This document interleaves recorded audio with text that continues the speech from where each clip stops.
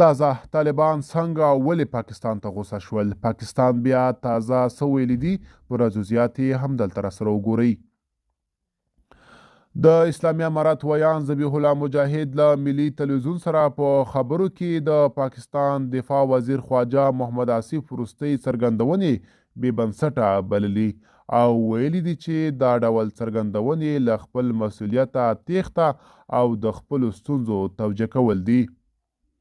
ښاغلی مجاهد ویلي چې د پاکستان د طالبانو تحریک له تیرو 20 کلونو هلته فعال دی او د پاکستان کورنۍ مسله ده. خواجه محمد آصف تیره ورځ یو ځل بیا ادعا کړې چې په پاکستان کې ترهګري په افغانستان سرچینه لري. بلخوا د بخښنې نړیوال سازمان ویلي چې پاکستان دې له کډوالو ایستلو په سملاسي توګه بند کړي.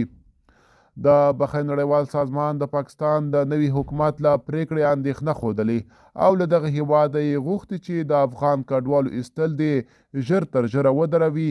د بخښنې نړیوال سازمان د خپل راپور په یوه برخه کې لیکلي د پاکستان د نوي حکومت پریکړه د هغو کډوالو لپاره ګرانه تمامیږي چې د تیرو 2 کالو په ترڅ کې په دغه هیواد کې پناه اخیستې. د دغه راپور له مخې لا هم افغان کډوال په پاکستان کې د پولیسو لخوا په خپلسرۍ توګه نیول کیږي او له ځورولو ربړولو وروسته له دغه هیواده شړل کیږي. دغه سازمان ویلي چې افغان کډوال د کډوالو لپاره د ملګرو ملتونو ادارو ته د تګ او هلته د ثبتولو په کار کې لا هم له ستونزو سره مخ دي. دا په داسې حال کې ده چې د پاکستان حکومت پولیسو ته ویلي چې د افغان کډوالو د ایستلو دویم پړاو دې پیل کړي.